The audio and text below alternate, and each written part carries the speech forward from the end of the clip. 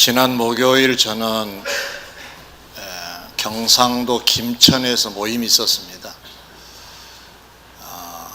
회의 겸 모임이 있었는데 그곳에 가다가 대구에 사신 목사님 한 분이 평소 저를 많이 사랑해 주신 분인데 얼마 전에 병원에 가서 진단을 받기를 암으로 진단이 나와서 수술 날짜를 정해놓고 지금 그 날짜를 기다리고 있다는 얘기를 들었어요. 그래서 김천도 가깝고 해서 대구에 들려 대화를 좀 나눴습니다.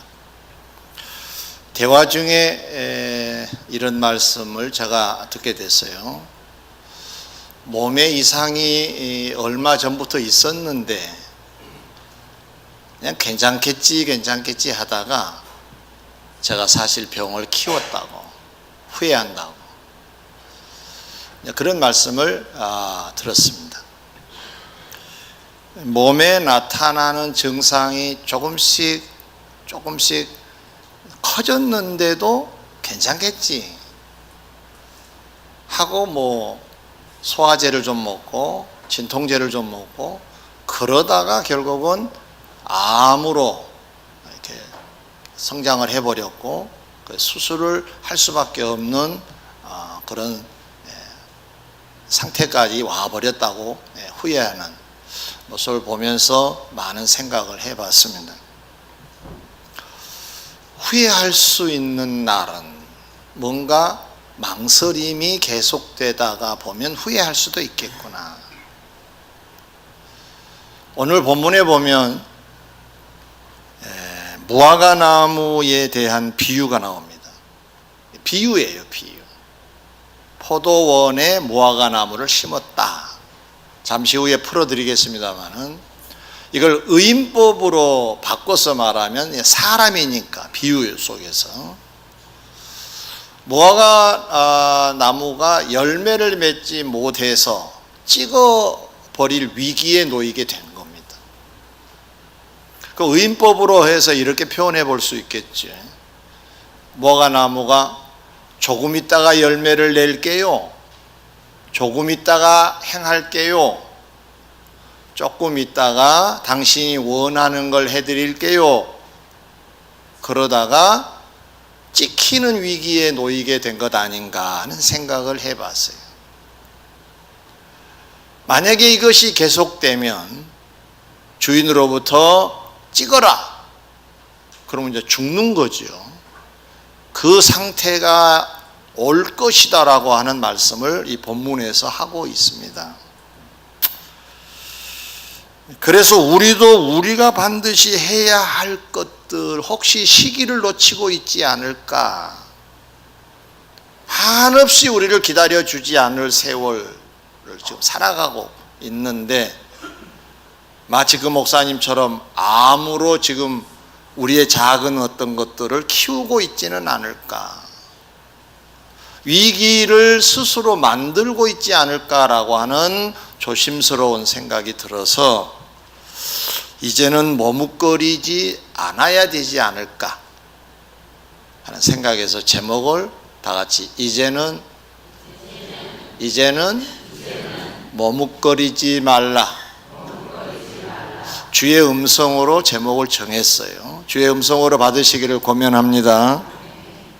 자, 그러면 본문을 통해서 머뭇거림과 관계된 내용을 한 3가지로 풀어 소개해 드리고자 합니다. 첫째로, 본문에서 머뭇거려서는 안 될 자는 누굴까?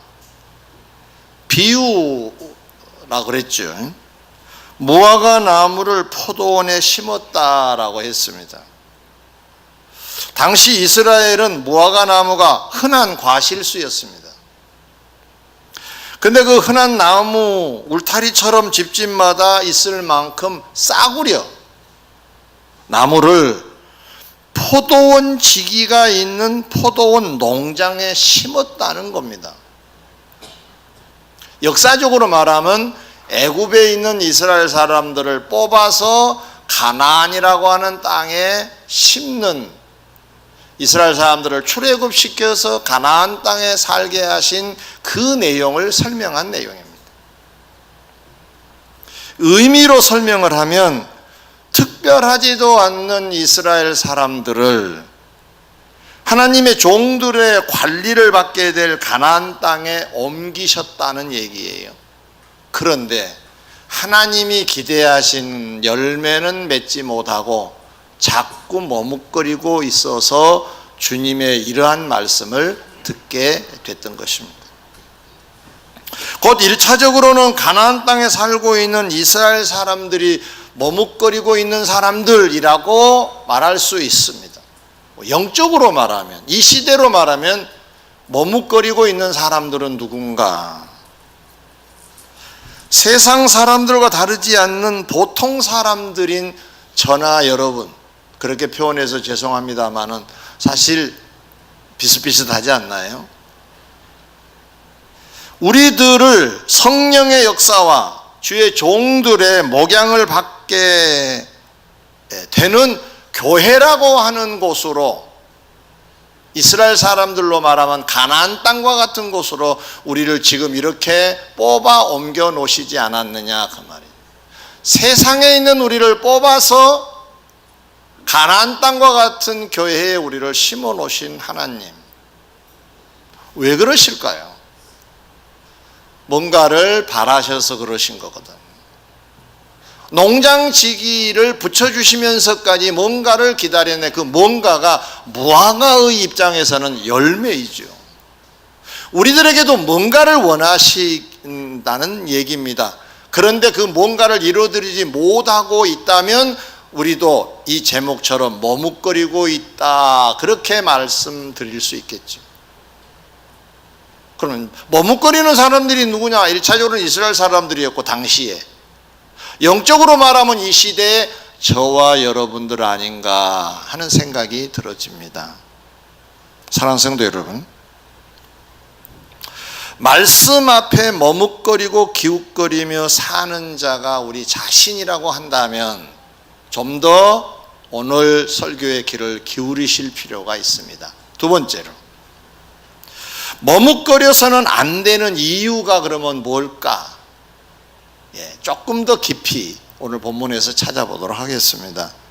오늘 본문 7절에 보면 포도원 지기에게 이르되 내가 3년을 와서 이 무화과 나무에서 열매를 구하되 얻지 못하니 찍어버리라. 어찌 땅만 버리게 하겠느냐라고 주인이 농장 지기에게 지시를 합니다.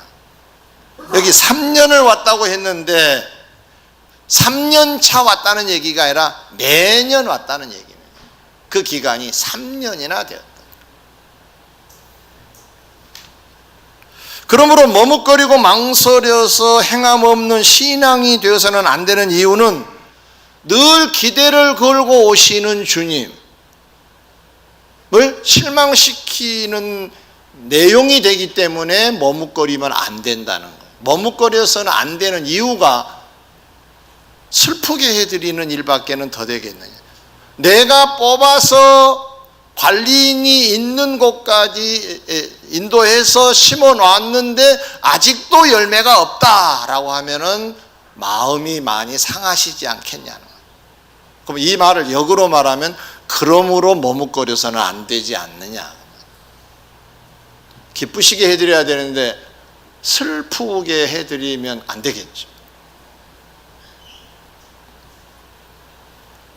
히브리서 11장 6절에 보면 믿음이 없이는 하나님을 기쁘시게 할 수가 없는데 그 믿음이라고 하는 것을 두 가지로 설명해요. 하나는 하나님이 계신 것과 이걸 믿는 사람, 또 하나는 그를 찾는 자들에게 상 주시는 분으로 믿는 자. 이 두 가지가 믿음이래요. 하나님이 계신 걸 믿으시면 아멘. 그분을 찾는 자들에게 상을 주실 것이라고 믿는 분은 아멘. 그러면 여기에 상 주신다라고 하는 것은 행함이 전제가 되는 건데, 하나님이 상 주실 것이니까 이걸 순종해야지라고 하는 그걸 말하는 건데, 이것을 믿음이라고 표현을 했거든요. 그러면은 행함으로 가기까지는 선포된 말씀을 믿어야 행함으로 간다는 얘기니까, 행함이 안 되고 머뭇거린다는 것은 미안하지만은 아직 신앙은 아니다. 믿고 있지 않다. 믿고 있지 않다는 것은 기쁘게 하는 일은 아니다. 기쁘게 하지 않는다면 슬프게 하는 거가 되겠죠.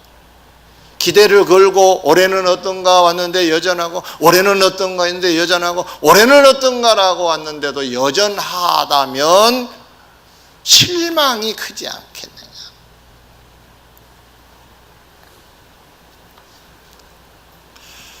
그러므로 이 불신앙에 해당되는 머뭇거림을 우리는 벗어나야 한다는 거예요. 머뭇거림은 불신앙이고, 불신앙은 기쁘게 해드리지 못한 것이야. 믿음이 있어야 기쁘시게 해드리는 건데, 믿음이 없고 불신앙이라고 한다면 반대가 되겠죠. 슬프게. 또 다른 이유로는 계속 머뭇거려 행함 없는 신앙이 되면 주님께 외면을 당하게 된다는 거예요. 본문에 보면 주인이 포도원 지기에게 땅만 버린다고 찍어버리라고 말하고 있어요. 여기서 우리는 매우 중요한 사실을 알아야 돼요. 주인이 1년, 2년, 3년 왔죠. 그래서 왔는데도 여전히 머뭇거리고 있어요. 무화과 나무가 열매가 없어요. 찍어버려라. 소망스럽지 않다. 그러자 포도원 지기가 뭐라고 하느냐, 주인이요, 1년만 좀 기회를 주십시오. 내가 땅을 파고 두루 파고 거기에 거름을 주면 아마 무화과나무 열매를 맺을 수 있지 않겠습니까? 한 번 더 시간을 좀 기회를 주십시오. 그리고 이 비유는 끝나요. 자, 주인이 이 농장지기에게 말한 대로 기회를 줬다고 하면은 4년이 되는 거죠. 3년으로 끝났는지는 알 수 없지만 그 부탁을 받아들여서 1년이 연장됐다고 합시다. 그러면 4년이죠. 물론 이게 물리적인 숫자만을 말한 건 물론 아닙니다만은, 여기서 우리가 알아야 될 것은 영원하지는 않다라는 거예요. 언젠가는 기한이 있다. 저는 그 목사님을 뵐 때 좀 더 빨리 갔으면은 하는 생각이 들었어요. 근데 그 빨리 갔으면 하는 시점이 있었을 거 아니에요.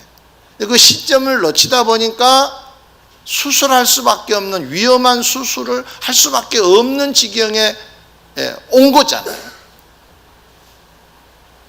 그러면은 머뭇거려서는 안 될 마지막 선이 있었을 거라는 거잖아요. 신앙도 마찬가지예요. 어떤 사람은 오늘이 마지막일 수도 있겠지. 어떤 사람은 몇 개월 후가 될 수도 있을 거예요. 그건 모르는 일이에요.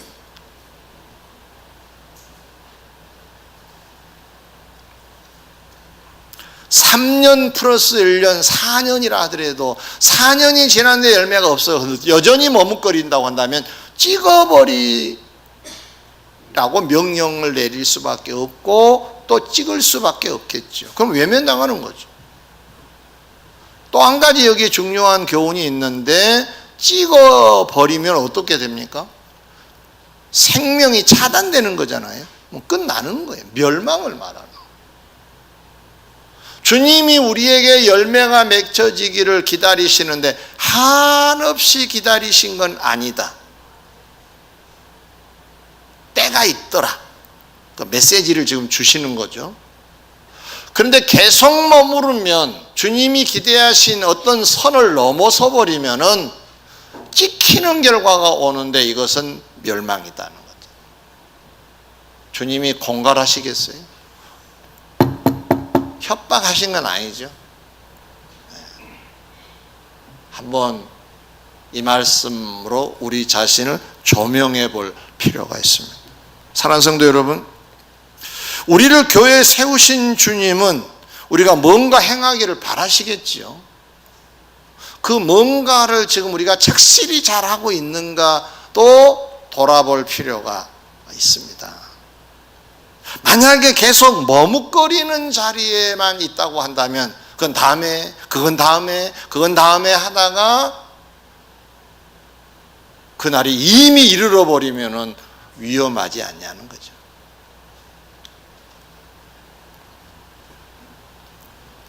뭘 원하신가를 좀 더 면밀히 검토해 보고 이제는 더 이상 머뭇거리지 않는 저와 여러분들이 돼야 될 줄 믿습니다. 세 번째 마지막입니다. 머뭇거리지 않으려면, 곧 열매가 있는 자가 되려면 어떻게 할까? 오늘 본문에 보면 한 사람이 포도원에 무화과나무를 심고 포도원지기를 붙여 관리케 했다고 했지요. 주인이 3년 기간에도 열매가 없을 때 포도원지기에게 찍어버리라고 명령을 하지요. 그러자 포도원지기가 중재에 나섰다고 했습니다. 1년만 연장시켜 주세요.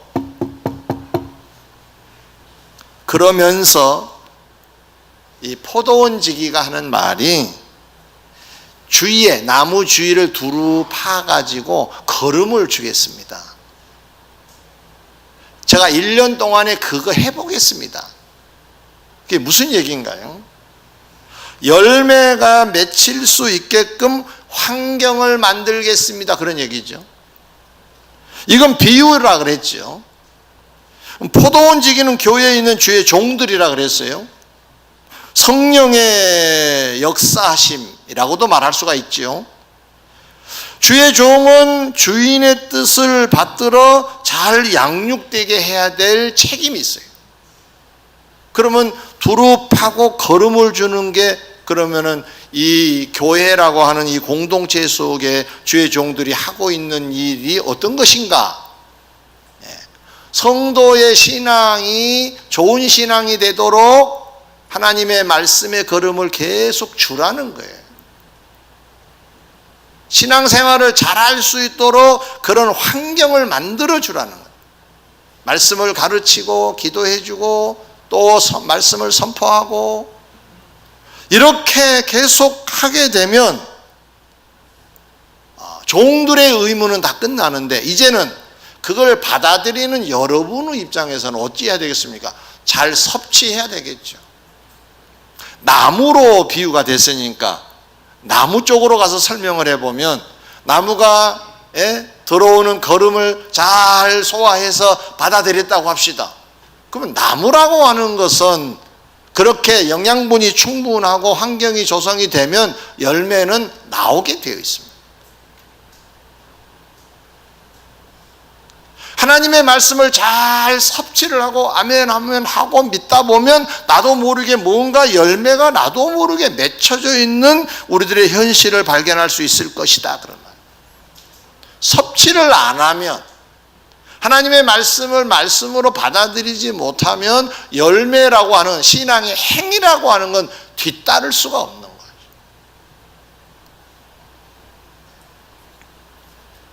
누가복음 10장에 보면 한 사람이 예루살렘에서 여리고로 내려가다가 강도를 만나요. 잘 아시죠? 그 비유를. 근데 그 강도들이 이 사람에게 있는 물건을 빼앗아 가는 과정에서 주지 않는 이 사람을 얼마나 많이 때려버렸는지 거의 죽었다 그랬어요. 거의 죽어갔다. 잠시 후에 그곳을 지나는 자들이 있었는데 한 사람은 제사장, 한 사람은 레위인, 한 사람은 사마리아 사람이라고 그랬습니다. 주님이 이 예를 들어주신 거예요.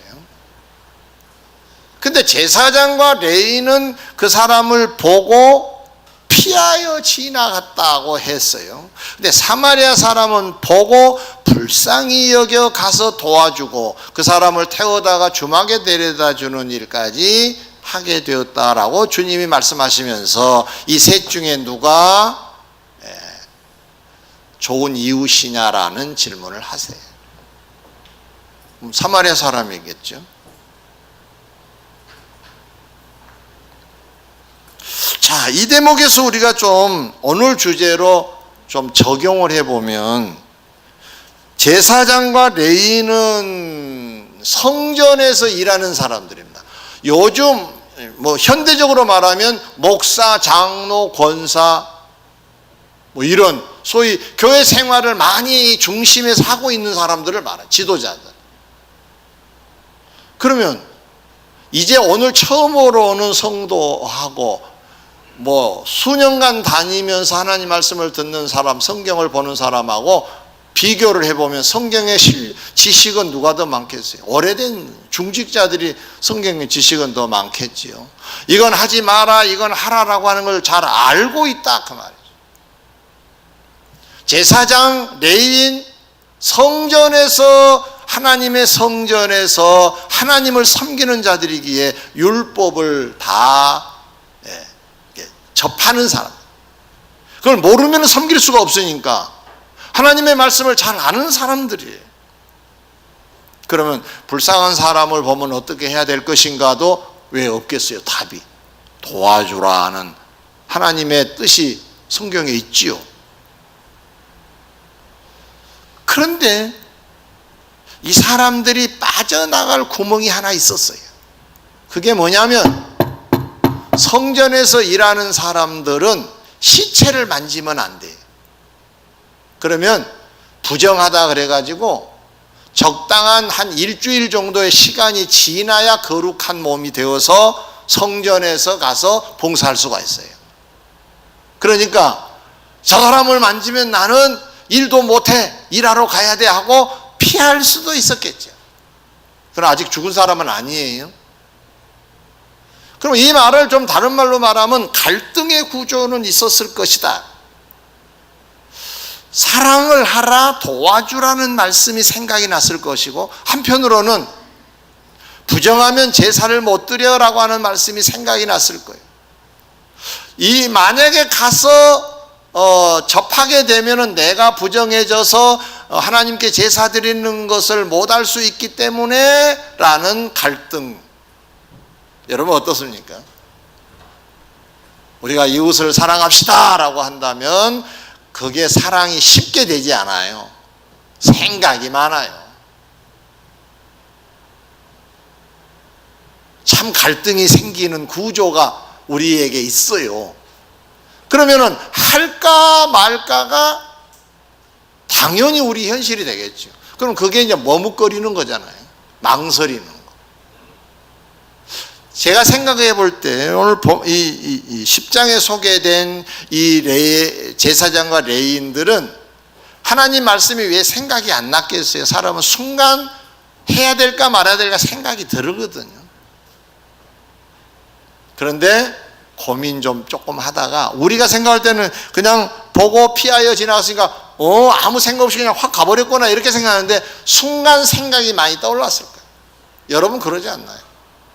어떤 행동을 옮기기 전에 복잡합니다. 머리는 할까 말까 갈까 말까. 혹시 오늘 교회 오시면서 갈까 말까 그런 갈등 혹시 있지 않으셨나요? 뭔가 좀 해야 되는데 할까 말까 이런 구조 늘 있죠. 이 속에 우리가 있어요. 저는 제사장과 레위인이 그 갈등 구조에 있다가 머뭇거리다가 편리한 대로 해석을 하고 그냥 보고 피하여 지나가지 않았을까 하는 생각을 해봤습니다. 사랑하는 성도 여러분, 우리에게도 말씀이 늘 다가옵니다. 하라 말라. 그 갈등의 구조에 따라서 하기도 하고 말기도 해요. 순종하고 불순종. 그래서 우리의 한 주간을 굳이 만약에 그림으로 그린다면 빨간색, 노란색, 파란색 복잡할 겁니다. 순수한 색깔로 색칠해지지 아니하고 매우 다양한 색깔로 색칠해 있을 겁니다. 순종과 불순종으로 만약에 우리 옷감을 짠다면 그도 여러 색깔이 옷감에 나타나겠죠. 순종하기도 하고 불순종하기도 합니다. 근데 우리의 생각이 불순종을 해도 다음에 잘하면 되지 그 생각으로 늘 넘어가요. 늘 넘어가다 보니까 머뭇거림이 익숙해진 거예요. 괜찮겠지. 자, 오늘 말씀 속에서 순종하지 않고 머뭇거려서 열매 없는 자가 되면은 아까 말씀드린 대로 주님이 슬퍼하세요. 그리고 자칫하면 찍히는 결과가 온다. 주님이 공갈하신 거 아니에요. 그러면 이 말씀을 어떻게 적용할 것인가 제가 예를 하나 들어드리겠습니다. 자, 우리 교회는 올해 목표를 1113 운동을 하자라고 했습니다. 11이 뭐지요? 성경을 완독하자. 그래서 한 사람이 성경을 완독하자. 뜻도 모르고 그냥 1113이라고 하기도 해요. 성경을 뭐 하자고요? 일독, 완독을 하자. 그게 우리 교회 목표입니다, 여러분. 어디쯤 읽으셨는지 모르겠지만 머뭇거리지 마세요. 지금 말씀이 전해진 거잖아요. 지금 그것을 두고 이 설교했다고 그냥 믿으세요. 아, 이거 머뭇거리지 말라는 거구나. 일독을 다시 시작해야 되겠구나. 그런 결단이 필요한 거예요. 그러면 13은 뭐죠? 여기서 누구를 시켜볼까? 안 쳐다본 사람을 시킬 수가 있어요. 네. 그러고 못 맞히면 얼마나 창피할까? 그렇죠? 지금 8월인데 제가 할게요. 한 사람 전도하기. 누군가에게 한 번 구제하기. 한 번이라도 제대로 구제해보자. 1년 12달 못하면 한 번이라도 구제다운 구제를 해보자. 또 하나는 저 외국에 선교하고 있는 선교사님들에게 작은 액수라도 선교비를 좀 보내보자. 그게 1113이에요. 자, 이 말씀이 우리들에게 이미 선포되었어요. 이미 8개월 전에. 이 매번 주님이 우리를 찾아오셔서 하고 있나, 열매가 있나, 무화과 나무에게 그러듯 우리에게 하고 있나 보실 거 동일한 거잖아요. 머뭇거리면 슬퍼하세요. 기대를 거시는 주님이 슬퍼하신다. 그럼 슬프게 한 자에게는 복되질 않아요. 제가 2부 예배 청년들이 와서 그런 말씀을 드렸는데, 제 경험상 주위를 살펴보는 중에 부모를 슬프게 하는 사람은 복되지 못하더라고요. 이 말을 조금 업시키면은 하나님을 슬프시게 한 자는 복되지를 못해요. 안 돼요. 에베소서 6장에도 말씀이 있지요. 부모를 공경하고 효도하는 사람은 땅에서 잘 되는 복을 주시겠다 그랬잖아요. 아멘. 아멘. 아멘. 그럼 부모에게 효도해야 되고 하나님께도 효심을 가지고 섬겨야 된다고 말이에요. 그게 뭐 슬프게 해드리면 안 되는 거라고 말이에요. 그 머뭇거리는 것이 슬프게 해드리는 거예요. 결론입니다. 1113 운동으로 한번 비춰보면 좋겠고, 또 매번 선포된 말씀을 가지고 우리에게 하나님의 뜻이 전달되고 있는 건데, 그 뜻에 우리가 부응해드리는, 예하는 것이 열매 맺는 거거든요. 제가 제목을 이제는 머뭇거리지 말라라고 정했습니다. 그냥 머뭇거리지 마세요라고 할 수도 있는데, 그 말은 여태 머뭇거리는 것으로 이젠 족하니 이제는 안 그랬으면 좋겠다 하는 하나님의 마음을 담아서 제목을 정하고, 따라 하실까요? 이제는 머뭇거리지 말라. 그동안의 머뭇거림으로 이제 족하니 계속하지 말라는 말씀입니다. 자, 옆 사람에게 한번 권면해 주실래요? 이제는 머뭇거리지 마세요.